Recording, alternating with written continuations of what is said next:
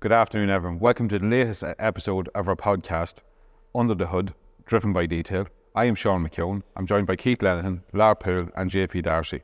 Today, we're going to have a quick chat about DPFs. We did put out a Facebook post a couple of weeks ago, and we asked, what do you, the viewers, want to talk about? What do you want us to talk about? What do you want to see in discussions? And one of the biggest things that did come up was DPFs. Now, so a lot of cars from 2008 on come fitted with a DPF. So what I'm going to hand it over to JP now to have a quick chat about and explain what exactly a DPF is. I'm feeling the pressure now, Sean, but I had looked around your workshop earlier because I was looking for a DPF to show people, and because of the part of the country we're in, they're all after being drilled out. So I managed to get this bit of a flexi pipe, and for demonstration purposes, that'll do just fine. It's very accurate because there's a hole in that too. Yeah, look. That's what the DPFs look like around here. That's a Dundalk DPF. That's a Dundalk DPF. But when these come out the factory, let's pretend that's a DPF, and it's good enough because it's in the exhaust and we get the idea. All it is a filter, and I think people get very bogged down in DPF and DPF problems, but its job is to filter suck coming out. And that's why, like 20 years ago, we had smoky cars, smoky diesels, and when they gave trouble, they shoot the smoke at the back, and then you went and fixed the problem. Whereas these days, I think these filters catch the problem, and these get drilled out for the wrong reason, and people don't fix the smoky car anymore. They get rid of the DPF, and it leads into other problems. But simply put, it's a filter. It gathers the soot particulates from your diesel car. It gathers it until a certain point when it decides it needs cleaning, and it knows this because there's a pressure sensor before and after. And as the pressure differs between the two and the difference increases, it knows I need to do a cleaning job, and it does a bit like a self-cleaning oven, like a high temperature cleaning process. And by and large, if you're doing the mileage, these things will look after themselves for a long, long time. Like they say maybe lifespan of 120,000 kilometres, but it wouldn't be unusual for a DPF to last 200,000 kilometres with the right care and the right style of driving. So they're actually not that troublesome. Yes, the pressure sensors give trouble because they're living in the exhaust. They go from, during a regen, 700 degrees back to 100 degrees up to 7. Back, like it's a tough environment. So these boys, the sensors before and after will give a bit of trouble. But by and large, they're a very, very simple unit, and they work, given the right conditions, work very well. And you're saying they clean themselves out. So what's that called then when they start cleaning themselves? Oh, the regeneration cycle. So some cars will tell you, they'll come on the dash, continue driving, and it'll show you a symbol of the exhaust, and that's it doing its regen. When, like you say, it gets itself up to between 600 and 800 degrees, and it literally bakes the soot that's inside of it out. That cycle can take, like you want to maybe, the car would have to be up to temperature first, and then would want continuous driving, and maybe 20 minutes after that to complete its cycle. The car that I drive every day tells me when it's doing it, and it does it roughly every 400 or 500 kilometres. It'll tell you, doing a regen, and it might last for 8 or 10 minutes and it's done.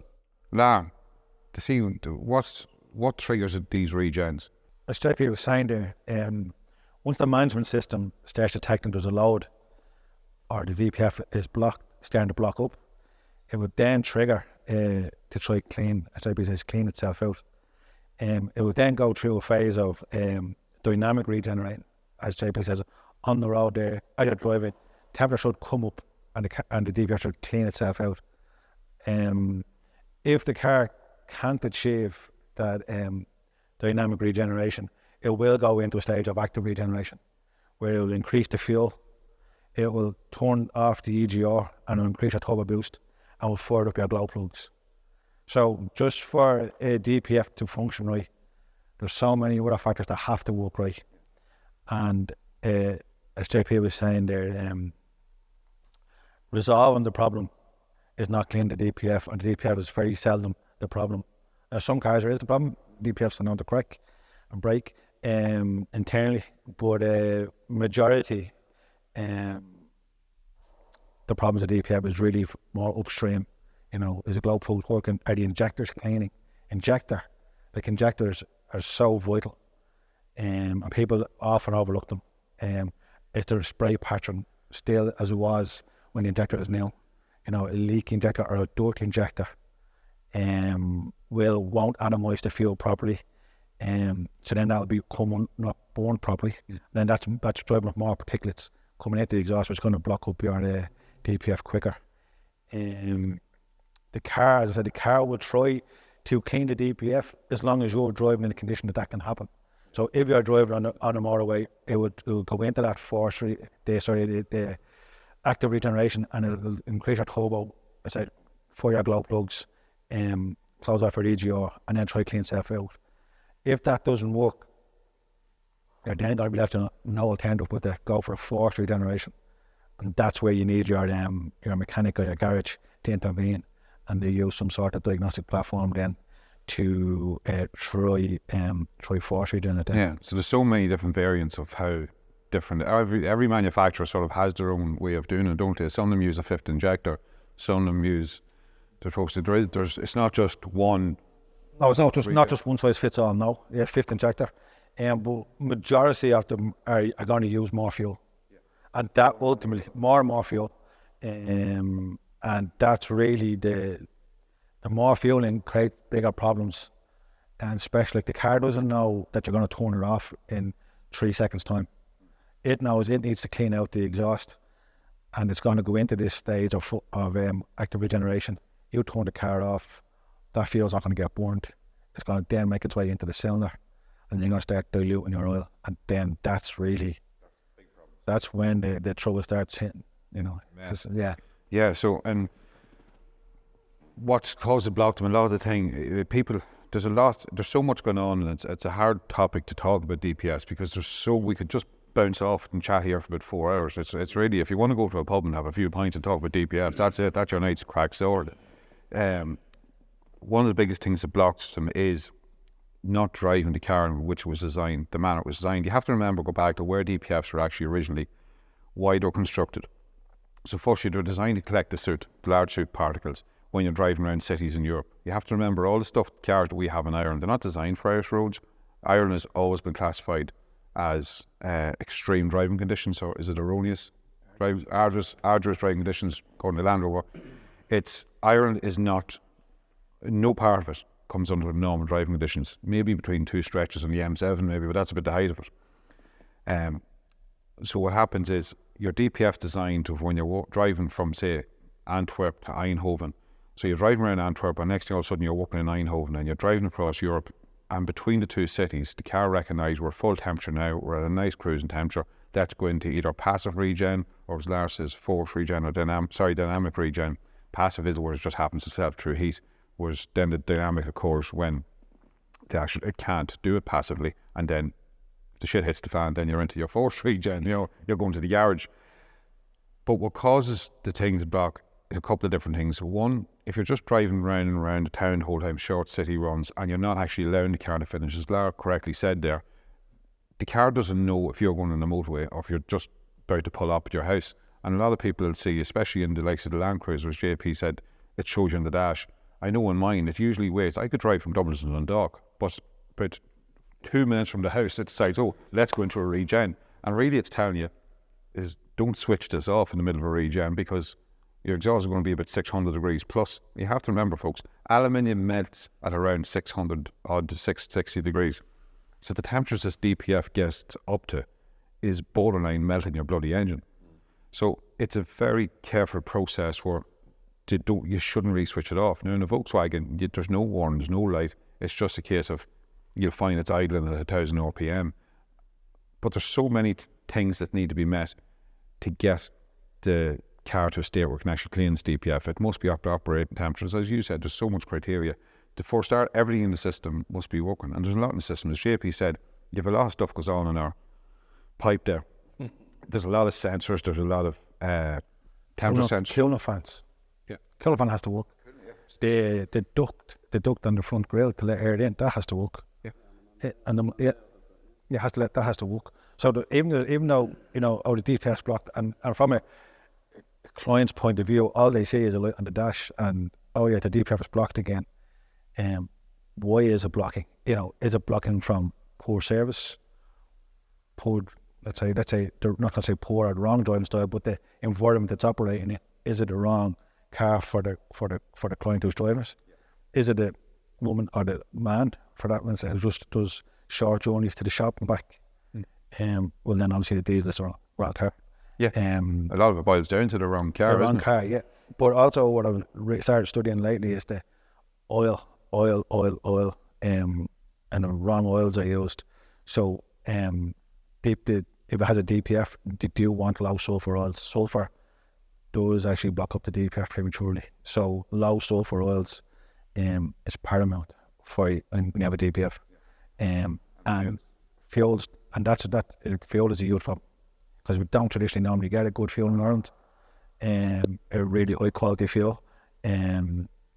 So fuel additives should easily be poured in. Yeah, definitely. You have to Definitely remember, fuel in additives, Ireland, every drop of fuel you get, especially if you get it pumping, it says B10. B10 means there's 10% biodiesel. And if you look at a lot of cars up until the last 2 years, when you open the fuel door, you'll see a wee circle that says bio and an extra do not put biodiesel. So that vehicle is not designed to run in any form of biodiesel and any percentage added to diesel at all. But yet, you have no choice because the government are insisting you put it into pumps. It's actually causing your car to burn not the car driving it. And people will notice probably a little bit of lack in power from what we used to have more powerful cars, let's face it. The fuel's not as good as it used to be. Not because the fuel people aren't giving us bad fuel, it's because actually we've been forced to put a certain amount of, I'm going to call it rubbish because it's biodiesel. It's not what the car's designed to run on. And there's 10% of that going into it. And that's causing a bit of smoke, which is blocking the DPFs quicker. So the other thing about that is what causes, probably an easier way to describe is what doesn't block them. And what doesn't block a DPF is a clean engine. And clean running involves the engine's ECU matching up, measuring the amount of air coming through the airflow meter, matching that up with your 4 injectors, or 6 or 8, whatever engine you have, or 3 is a lot of case now, and they match the amount of fuel with the amount of air. And because the engine ECUs are already programmed to know what the perfect mix is to have a nice clean burning engine and have no smoke. I think these poor fellas get an awful rap. Do you know, like you mentioned about injectors being critical. Like 15 years ago, if your car was smoky, you'd look at the injectors, wouldn't you, and you get them sorted. Or you'd look at you might have an air leak and that's why it's blowing black smoke, or your turbo might be in trouble and you'd fix the turbo. But because this poor fella catches all the dirt and then he throws on a light and says your DPF is blocked, the customer's like, oh, my DPF's in trouble again. It's not your DPF, it's your engine. Correct. But this guy's putting his hand up saying, there's too much stuff here. We've noticed a problem here, but it doesn't tell you the problem could be upstream. It doesn't. And too many people then get out the drill bit or whatever, get rid of this, and then they got a smoky can. They still have to fix the smokiness. Yeah, there's 90, like as I say to people, and you're correct me, like 99% of the DPF issues that come in here are not caused by the DPF. I always liken a DPF to, well, not a paper cup, but a mug that you drink your tea or coffee in every day. And I say to people, look, that DPF, it's made up of porcelains, precious metals. There's a lot of stuff in there, right? And as you said, Lara, sometimes they can break up, but a lot of the time they're pretty robust and no different than a mug. If you don't smash it on the ground, you're going to have it for years if it's cared for right. If you clean the thing, mind it. I know it's only a mug, but realistically, what's in your mug is mostly what's in your DPF. So if the thing's maintained right, and you're exactly right what you're saying, JP, is that the DPFs are getting the blame, and this is why it's probably a hot topic and everyone wants to speak about it. They're blaming the DPF when the DPF's not the problem. As you say, it's an injector, it's an intercooler, it's a boost leak, it's something else is causing it. To simplify a shot, we all grew up in a house that had a coal fire or a fossil fuel burn fire. Yeah.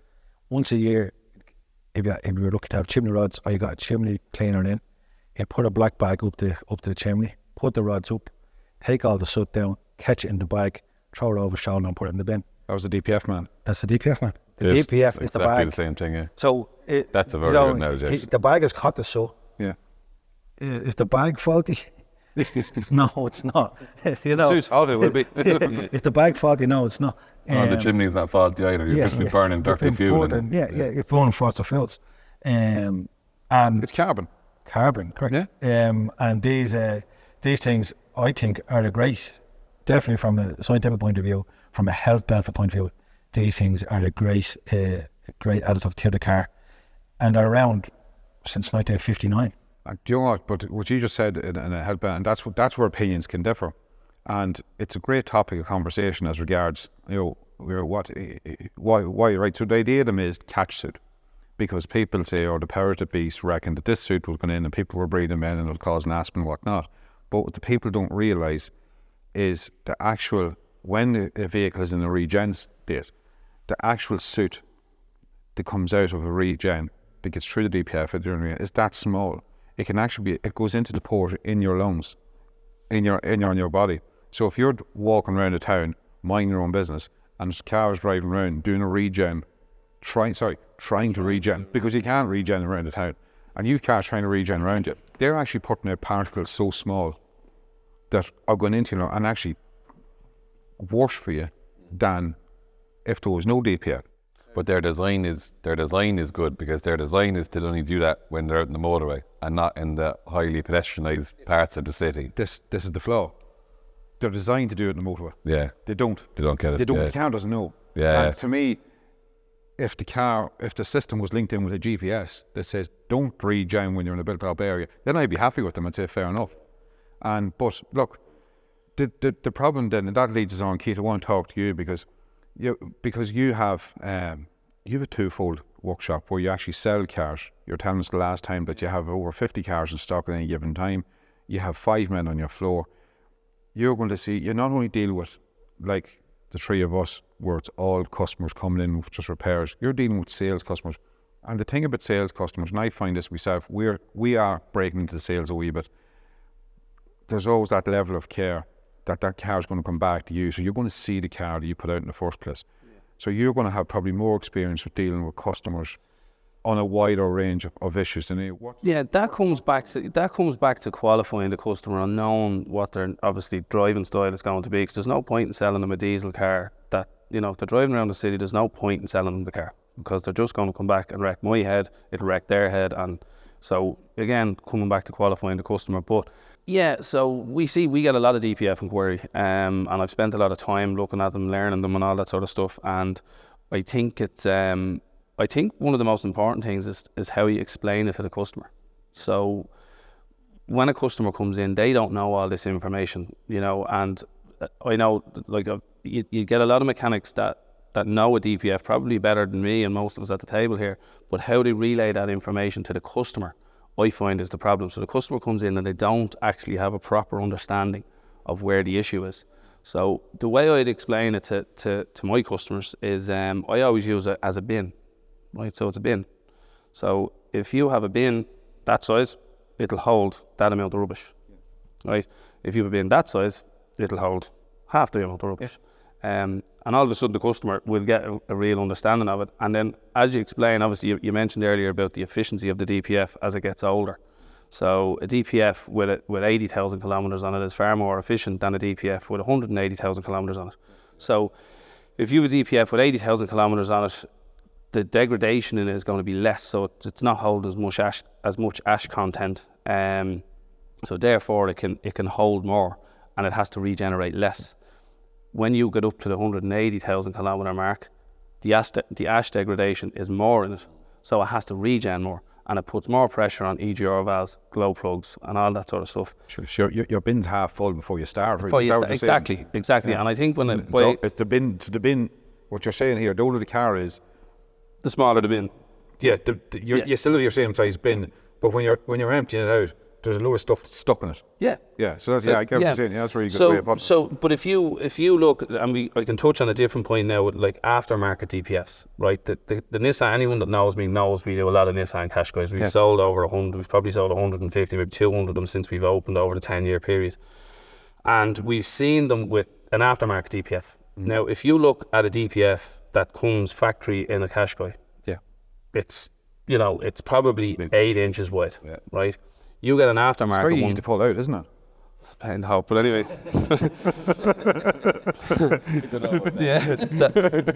They're more like that. But a factory one is about 8 inches wide, and it's probably 10 inches high, right? The canister of the DPF.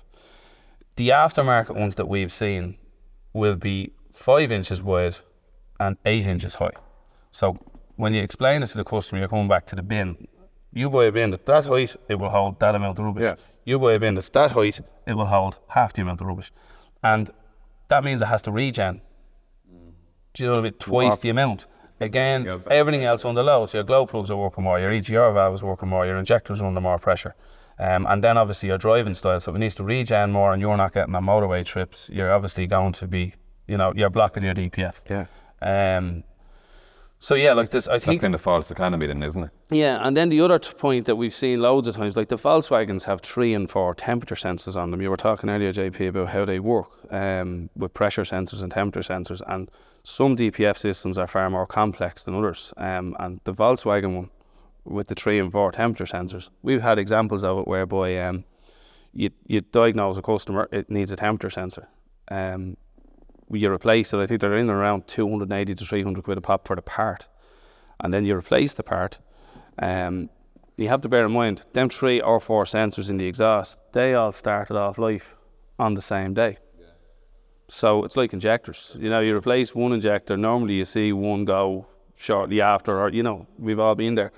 But I think it's about relaying that information to the customer. And obviously, I think I have it quite well, that it's time as well, because if you're sitting here like we're here, we could talk about DPFs for hours. Yeah. So you could sit there talking to a customer for an hour about a DPF. So I think it's about getting the point across so they have a layman understanding of it, because ultimately it's their money, they're spending it. I think what you're saying here, you're banging the nail there, Keith, because a lot of the problems that, a lot of misconception occurs when you're trying to explain stuff to the customer. Because when we try to explain stuff to customer, because we're all we're technical trained, we're technicians, right? So we know a DPF, this right, this sensor, this and this signal, this is a 5-volt reference. So we're all like bloody robots. But to turn around, where the customer just sees it's an engine light, there's a problem. But what the customer doesn't realise, and I just keep saying, when a customer rings up and say, in fairness, it's rare that we have it, but you will always get the odd and say, yeah, look, my engine light's on and I Google it and it's probably this. Yeah. Like, look, lad, there's over 1,891 reasons at a minimum of why that engine light's on. Every ECU has at least 1,891 fault codes that will trigger that engine light. So to turn around and say, settle yourself, get it in. But I love what you were saying about explain the thing in layman's terms, because otherwise...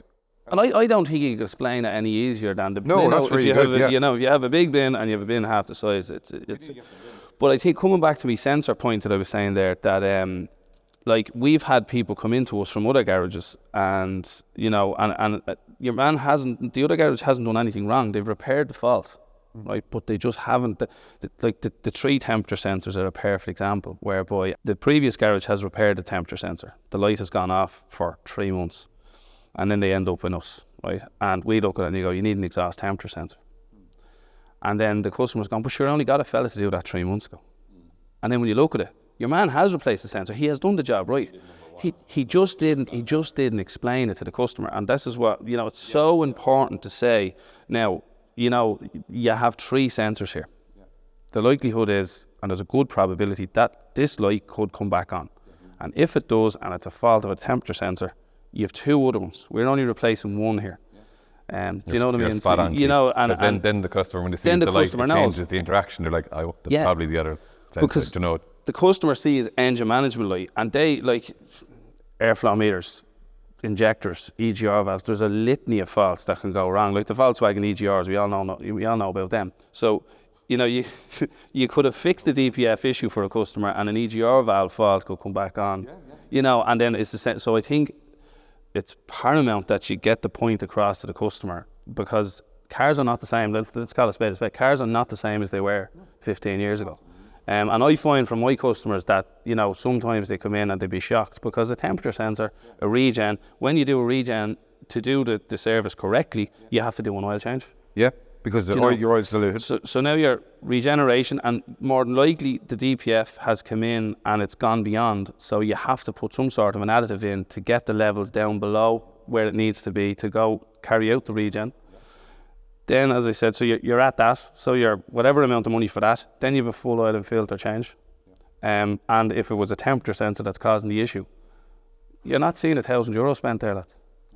Well, look, to JP, when it gets to that point, what's your favourite method of dealing? When a car comes in and the light's on, come in, and Keith, and I'd just like to stick this in here, and one of the things car drivers and owners need to realise is that when your light comes on, a lot of them have this automatic, oh my poor car, But they're annoyed with you when they come in. You ever find that? They're annoyed with the mechanic. Where do you mean? Get annoyed with your DPF light, not your poor car. Do you know what I mean? We only know how to fix you, right? So, but JP, when the customer comes into you, what's your preferred method of dealing with a DPF when it comes in and it's saying, I can't go any further, visit the workshop? Depending on the car, but the most common way we sort them is by cleaning them with like a cleaning agent, like a non-intrusive kind of cleaning agent. I don't like doing static regens in the car park where you with your diagnostic tool, you tell it to rev it to a certain thing and it gets the exhaust really hot. It's very, very harsh, I think, on the system. Like they have done, and you touched on it earlier that aluminium melts at whatever 700-800 degrees, and that's the temperature. Like I've seen tar melt underneath the car, and it's just very, very harsh. So I like, and it works very, very well. If we get something in and it has maybe 20 to 25 grams of salt, let's say, which is a blocked DPF or almost fully blocked, the cleaning agent we use can reduce that quite often to 6 or 7 after a test drive, and we don't do a regen. So it's like a 2-step cleaning solution. It takes maybe an hour and a half, and you do it in situ with the car idling, no harsh environment, and then we test drive the car, and on live data you'll be looking at the grams of salt, and as you drive the car it's going 25 down, dropping. If we get it down under 10, then we're happy to give the car back, because we know on the next drive the customer is going to drive that and it's going to get down to 2 to 4 grams normally. And like I said, not with every car. And like we touched on earlier, if there's a different problem, like if there's a problem further up the line, you got to address that. But if it is just that their driving style hasn't suited a regen and it just needs a clean, that's a really effective way, I think, of getting it clean, you know. Lar, like from talking to you, you don't seem to have as many issues with DPFs. What's your secret? I think analysing the customers, seeing where they're driving, what way they're driving, from a service point of view, and proactively trying to promote a field additive, and then shock horror, newsflash, changing our oil every 7,500 miles. More often. Anybody, and I don't care who it is, if they tell you should change your oil duration should be more than 7,500 miles, they don't know the science of tribology. 13,000 kilometres. Even less, is it about 10,000 kilometres? Yeah, about 10,000 kilometres, 9,000 kilometres. And if anyone says go more than that, they really don't understand the science of it. That oil makes a huge help in keeping the engine working right and keeping the DPF working to efficiency. So we try to do that. We then obviously try to keep that. It can once we take a diagnostic platform and go for an active regen, which is drive it on the road. I'd say a good 80% will actually clean itself out, and that way we don't have to put chemicals into the exhaust. We don't have to take the exhaust out, and it's a successful conclusion. So what you're saying is keep the engine clean, keep your fuel system clean, keep your oil system clean, keep the whole system clean. And a little trade secret that not many people do is keep the intake cleaning system. We need to start in the industry servicing intake systems, and that needs to proactively doing that. Intake system cleaning should be more and more serviceable item, and to at least once a year to clean the intake. And that will, prime example, if I asked you, Sean, to run a marathon 26 miles and only breathe through that pen, how far would you get to the door? I could get out the door all right. But you'd be struggling fairly quick. Yeah. So as the intake starts getting dirty and dirty, which it does because of EGR, there's less air going into the engine. Then obviously there's more fuel, so you have less air and more fuel because the ratio has changed. So this is going to create more issue with the DPF, more carbon going into the DPF. So as preventative maintenance, which is always better, in the medicine, what do they always say? Medicine, correct. So we have to start looking as an industry and even prevention. And just as you're saying that, like the typical, when you take your typical Ford Transit 2.4s, when you pull the same engine to be in the Defenders, when you pull the intake or the inlet manifold off them, each hole going into the engine, if you want, each inlet port, is about the size. You put 2 thumbs up together. I've seen some of them, some of the minibuses we used to work on, that you're talking about the pen. You wouldn't have got the pen through the carbon completely built up. Mazda 6. We are actually mad enough to do a few bits on them, yeah. And it's the biggest. We always thing. did say you're special, you know. Yeah. Where's his baseball? Where's his baseball? But the biggest problem with them is intake manifold blocks, and we've had them from Mazda dealers and come in and they've replaced DPFs and they've done all sorts of carrying on with them. Just go back to an old thing. You used to have your carb cleaned, because your carb clean, you cleaned around the carb. You know, that used to clean your, like, obviously with petrol, but clean your intake, but carb clean. Yeah, no, but again, as you said, Sean, earlier, the way I would explain it to a customer, the intake port, it would be fair to say, is the size of in and around a €2 coin on a Mazda 6. And what happens when the carbon goes in, it closes down to the size of about a 1 cent coin. Yeah. And that's how I explain it to my customers. And what happens is then coming back to Lara, you're obviously not getting the correct burn down because you're not getting enough air. You have too much fuel and you get smoke and you have DPF issues. And again, I've seen Mazda dealers that are doing these things all day, every day, and they don't clean the intake manifold. They'll put a $2.5 grand DPF in it, and the yoke will drive on for 2 or 3 months, but they haven't cleaned the intake manifold. Do you know all I've heard as you're talking about that? No. I've just come to the realisation that I used to think Lar had the biggest balls in the place, working on Land Rovers every day, until he says I work on lots of Mazda 6s.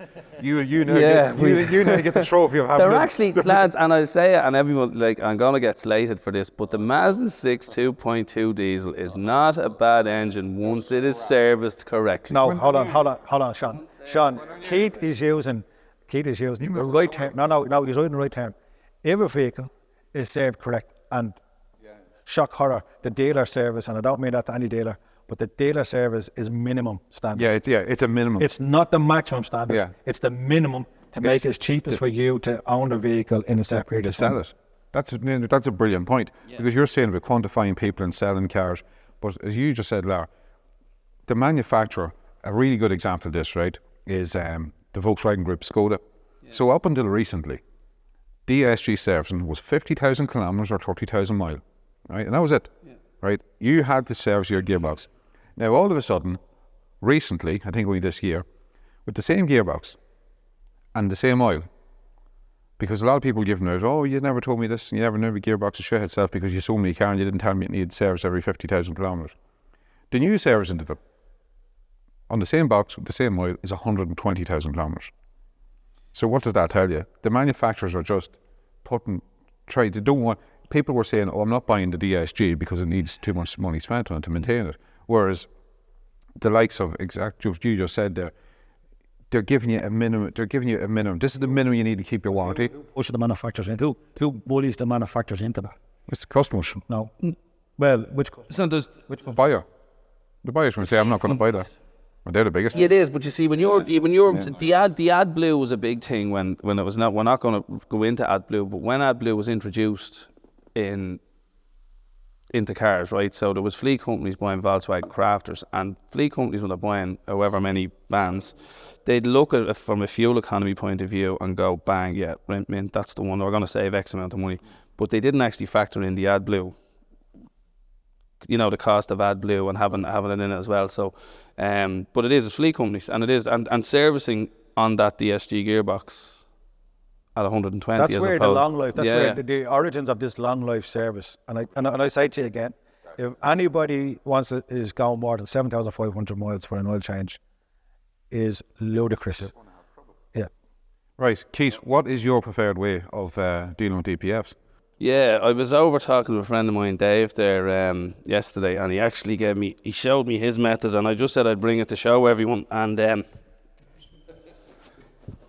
look at that boy there. There's actually bits of DPF still in the drill bit. That's a beauty. That's unexpected. Say hello to my little friend. Wasn't I the proud one when you took out ours? Dave's a dirty bastard. Yeah. Dave is certainly the engineer. Yeah, it's beautiful, isn't it? Right, so explain. What does Dave do?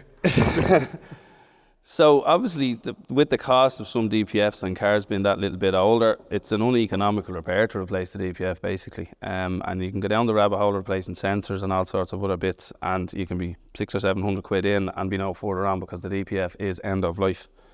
Keith's right there. Sorry, Keith, just cut off. Like you think, we have a DPF blocked, and it's really blocked. So imagine replacing DPF. Some of the Land Rovers are £4,000. Right?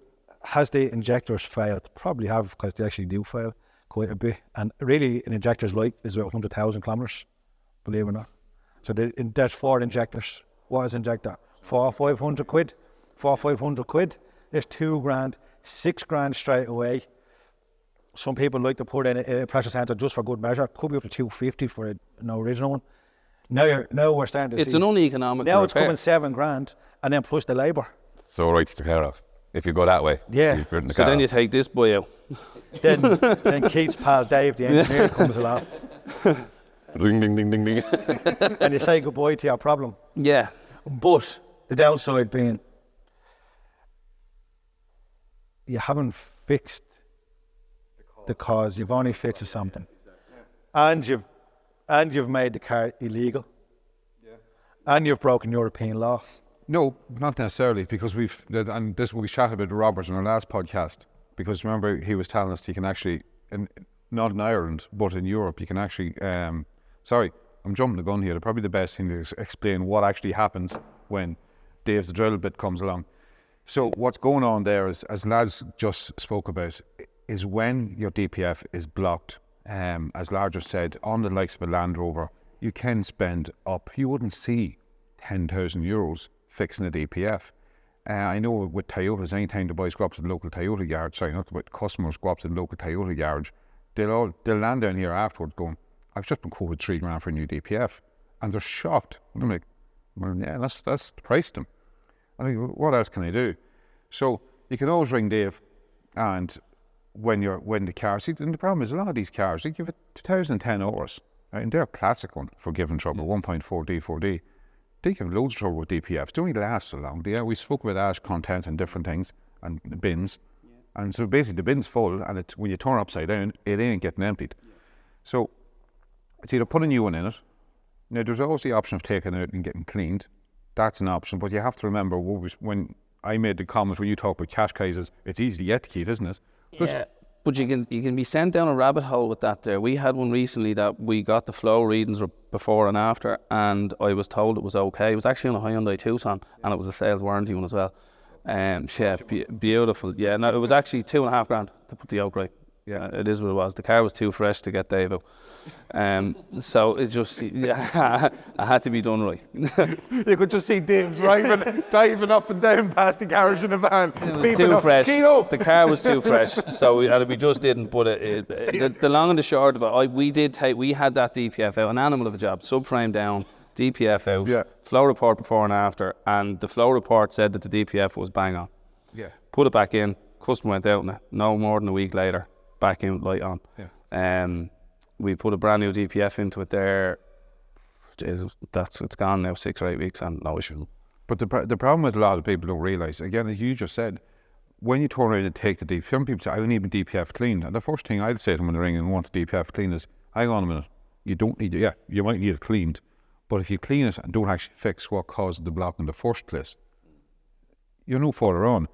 Especially in the likes of, say, we'll talk about the cash guy.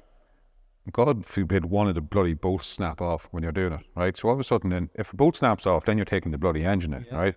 And you see, you've turned what a customer thinks, oh, so it's only 200 quid to get it cleaned. It is, yeah, when you get it off. Yeah. Right? And then you put it back on. If you haven't fixed what caused that thing to block in the first place, 3 weeks later, you're going to be back banging the door, and my light's back on, and you cleaned it, and you don't, since you touched my car. Yeah, yeah. I mean, because now they own you, because they paid you to clean the DPF. Yeah, that's exactly it. So, but on that bombshell, Sean, thank God the world has gone back to petrol cars and EVs and no more DPFs. Now that's just another short point. But just to keep the car to finish off what on Dave's drill bit here does. So you've got, I'm going to give you a typical example. So you've got your 2010 Toyota Rush, you've got your 2010 to 2012 Qashqai, or whatever that is. So you've got a car that's typically worth $5,000 or less. You're looking at a repair bill that's worth the price of the car. So your 10-year-old PSA Peugeot Citroen engine, It's in all the Fords as well. It's over 10-year-old, got X amount of kilometres on it. Your injectors are worn, your airflow meter is worn. So all of a sudden, your 4 injectors and your airflow meter is just not putting a perfect airflow mix or a fuel mix, the ideal fuel mix in. So it's creating soot. It's just not a clean and born as it was when it was new. So you're dealing with a car that's worth between 2 and 5 grand. You're saying, right, well, to cure the problem, we're looking at 4 new injectors and an airflow meter, plus all the labour involved in the oil changes and whatnot. And all of a sudden then, you have a bill, as I said, which is worth more than a car. And you're forgetting the DPF if you have to replace the DPF as well. If DPF's abolished. And but the thing with Dave is, Dave comes in and cuts a hole in the DPF. Do you want to do the honours, Keith, there? Pick Dave's tool up there. Be gentle with it. No, you have to pull back, go easy now, right? So, we're going, hypothetically, there's a DPF in here. Right, go for it, Dave. Oh, you've been too gentle now. And on that same thing, once you do that, you're going to kill me with all that soap. Yeah, now there's a couple of different ways as well of just Dave, and then like if certain ones you have to be careful just drilling a hole through them because they can obviously collapse in on themselves. Yeah, you can create more problems. Yeah, you can, like if it's not done right, like, and there's loads of lads not doing it right, in fairness, because we've seen them. And the problem is when you change, obviously you map the DPF out, right? So then you don't have that fault code written in the software anymore. This is the thing, it's not as simple as people think of just firing a drill bit through it. No. Then all of a sudden the car realises there's no restriction. Why is there no restriction? There's no restriction for a certain length of time, there's problems. So, look, as I say, and there's a lot of people turn around and say, yeah, I've seen it before in videos and go, oh, you shouldn't be doing this, and you shouldn't be doing that, and you shouldn't be doing that. And I say, hang on a minute, we're not the police, we're not the DPF police, right? Who are we to turn around and tell someone, like, let's just say, we'll throw it out there, a small family, they've got a very low income, they can barely afford the car they're driving. Yeah. And then all of a sudden they're coming in and looking at a £5,000 bill. Now they don't have 500 to spend in that car, never mind £5,000. Yeah. And it's not, for me, I'm saying, it's not for me to turn around and tell them, well, you need to spend £5,000 up or park your car up. Park your car up, you can't go to work. You can't make the wee bit of money you are making to pay the bills that you have. Yeah. So, not to go on and on about it, but garages as such are not the DPF police. I'm going to wrap this up with my personal opinion on DPFs, and this goes across all emissions equipment, right? So firstly, people will ask the question, will it pass NCT? At the moment, yes. If you take a DPF out and run through NCT, yes, it will pass. In the future, when NCT bring in particulate matter testing, no, it won't. At that stage, then you'll have to fix the car, which could cost thousands, okay, fixed properly. But in my personal opinion, if the people that are over worrying about the environment were that worried about it, now I know that you have a different opinion on this, but they should make the emissions elements of the car affordable. They should turn around and say, there should be, fair enough, yes, I know the research and development costs a lot of money, but you should pull it out of something else that doesn't give as much trouble in the car. When you turn around and you look at the price of an injector, and let's face it, it's an injector. Yes, there's a lot of R&D in it, but it's only a bloody injector and they're probably made in China for frigo, right? But yet they're costing £300 and £400 when you get them this far. Your DPF, £3,000. You know what I mean? Let's face it, they're making it for £100 someone. Sean, when you buy a house brand new, or wherever you buy a house, when you buy the house, do you get away for 10 years without putting a penny into the house? No, they're going to put money into the house every year living in the house. And it could be anything. You want new windows, you want new sofas, you want new bathroom, you want new kitchen. You're going to spend thousands every year in the house. Yeah, but you have the option of what sofa you want. You can buy a second-hand sofa, you can buy a brand new, or you can buy a... Oh, you can, yeah, and you can trade out your car as well. You can get a new car as well if you want. But I'm saying this, and this is the only thing, it's for me, it's just, we have people come in here with a 10 or 15-year-old car, and they genuinely don't have the money to spend the thousands to fix them right. So I'm just going to say that, for me, I'm not going to be the people to say, I'm not doing it for helping you. I'm not going to help you get back on the road to get to your work to earn money to feed your family. Do you get me? I'm not trying to twist it. But I'm just saying, I think the parts required to fix these jobs right should be made affordable.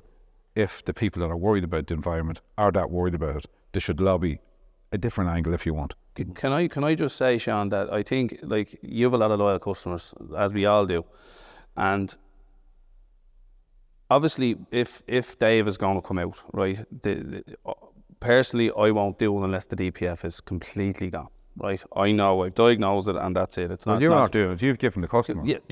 Customer. The customer. And this people need to remember as well. It's not me, Keith, JP, Lara, Yeah. Dave do this. It's purely on customer instruction. Exactly, but this is what I'm saying. So if you've your loyal customers, Yeah. as we all do, and if we don't look at that option for them, they're going to go somewhere else. So if you have get it done badly.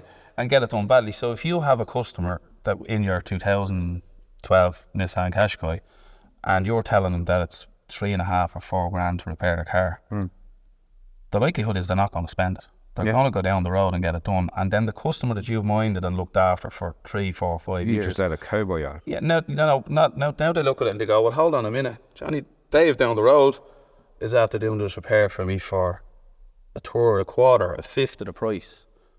It's usually about Sean or Keith were trying to rob me there. Do you know what I mean? Yeah. So you have to kind of look at give it them from every option. Yeah, every option. Yeah. I think though in the modern era of whether you believe in climate change or global warming, whatever, I think you have to have a moral obligation to the other people that are living on this planet and the people that have come through breathing difficulties and stuff like that.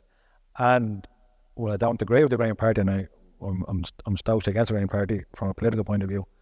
Some of this stuff is on cars to make people have a healthier life, and so I think when you start wanting to go away from the rules, it leaves you a grey area from, like, let's say someone takes off a DPF, Dave comes out, ultimately whoever called, Dave was never going to get called back by the authorities. No. Who did the customer go to? He went to X got this done by Dave. Dave has gone off into the sunset. He's sipping pina coladas in Bahamas rather than 250s that they're making. The customer goes, oh, X took it off. Okay, he took it off. He broke the law. Right. Yeah. Here we go. He facilitated. So you know, and this is the point I made. Even though, and this is what I said. And I would gladly let a customer walk out the door, go across the big 40-foot gate, go down to anybody on the road, and if they want to do it wrong or illegal, and I lose that customer is not right for me then, because he doesn't respect my ethos, and doesn't respect on his emissions place, doesn't respect the other people around that want to share the planet. And I would gladly, you go down the road. Much more, you go down the road and you do what you want to do. I want to try be as law-abiding as I can, and I want to try to protect a planet that we all live on as best I can. And as a person who grew up with asthma, from smoky Dublin, like, Sean, I don't know if you remember it, I don't know if you remember, Keith, or you, JP, my grandparents died when I was 6, and they were buried out in St. Fintan's graveyard, which is in Sutton.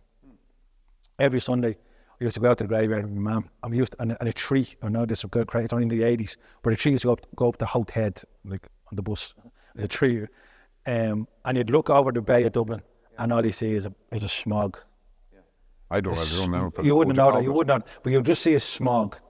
And while I'm not going to argue climate change, I will argue air quality. Air quality. I will argue air quality with anybody. And I remember that as a 6-year-old kid looking across, and I was like, "What? What's it, man? What is that?" And obviously she didn't know where it was, but we know That's now. Dublin now. That was coal burning in every house. Yeah.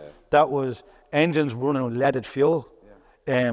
Factories and industries pumping out. The pill bag power station was chucking out. And in more recent times, when I was in Utah in university, I was staying in a place called Ogden, which is about 60 miles north of Salt Lake City. And I arrived into the hotel. I arrived into the hotel about 12 o'clock at night. I had class the first thing next morning at 7 o'clock in the morning. I didn't notice anything around me. I just had a beeline to get from the airport in Salt Lake City to Ogden. And I didn't notice anything just because obviously new strange. I was trying to find on the freeway. It's the first time on the freeway. Got into the hotel, grand, up to bed. It's about 12 o'clock at night by the time I got in. Didn't take any observation around me. When I woke up the next morning and I pulled home the curtains, right, I was in the Rocky Mountains. You were like that, like as clear, as close as Keith is to me. And I was expecting Jean-Claude Van Damme there to open a bottle of Coors Light and have a drink with me. I was like, shit. And there are other beers available. I was like, and I was expecting Keith behind him with a few Heinekens, right, at a Christmas tree. It was. So So I said, that's going to be an amazing air. That's going to be amazing. I said, I can't get out to this thing. Snow, looked out the window, snow 10 foot high on the sidewalk, and the roads were bone dry. Incredible. It's a footpath, lad. An American calls it. Fucking footpath. And The sidewalk. the sidewalk, yeah. So I come out of the hotel, and straight away I was gagging. I was like, what the? Incredible. I said, what the hell is this now? Ogden, for anyone who doesn't know it, it's 5,000 feet above sea level, and it's kind of in a valley of the Rockies. At 7 o'clock in the morning, I was choking. I was like, what? I saw, held my breath, ran to the car, put the aircon in, got into class, and the professor said, anybody here struggling to breathe today? And I was like, and everyone kind of started, yeah. He says, told us we're in the valley. We need a storm to blow out.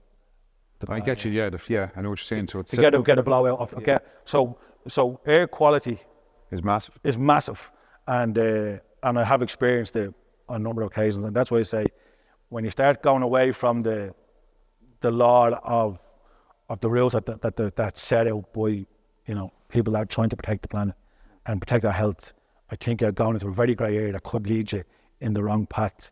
And I think that's, if I may say, I think that's a really good point to wrap up on. That these DPFs have a really important job to do, and like when you look at the tailpipes of modern diesel cars, they're like that. They're shiny, they're clean. When these things work right, they benefit all of us. Then When the engine works right, yes, and they let them do their job. So in fairness, to wrap the whole thing up, JP, what is your overall opinion on DPFs, good, bad, or indifferent? We've covered it all. Maintain your engine correctly. It maintains the DPF. They're actually not that difficult or troublesome.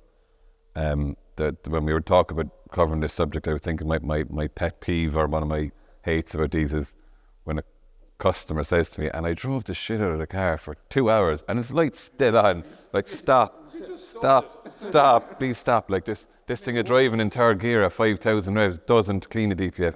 Actually, when you drive doing a regen and you look at your temperatures, and when you rev it too high, the temperatures come down. The people think if they drive the stones off it up the road, it'll fix it.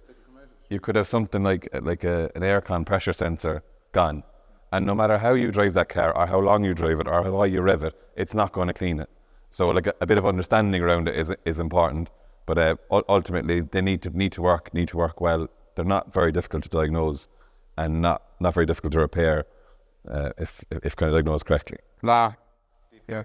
invest in your car, invest in the maintenance of your car, and the car will look after you. Yeah. Keith? DPFs, I'm going to just say it. I think they're a total not a pain in the hole. I'm going to be totally honest. From it, we obviously sell cars, so they are a very expensive fix under warranty. They are easy enough to work on, and once you understand them and all that sort of stuff, obviously maintenance is key.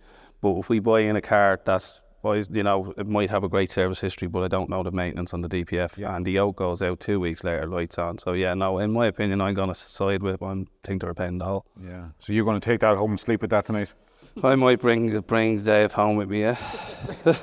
And Sean, you've been the hierarchy and the Sith Lord of DPF removal, with the nickname known as the Dark Mapper. What's your final conclusion on DPF? My conclusion, as I say, it's a twofold thing. Star Wars. You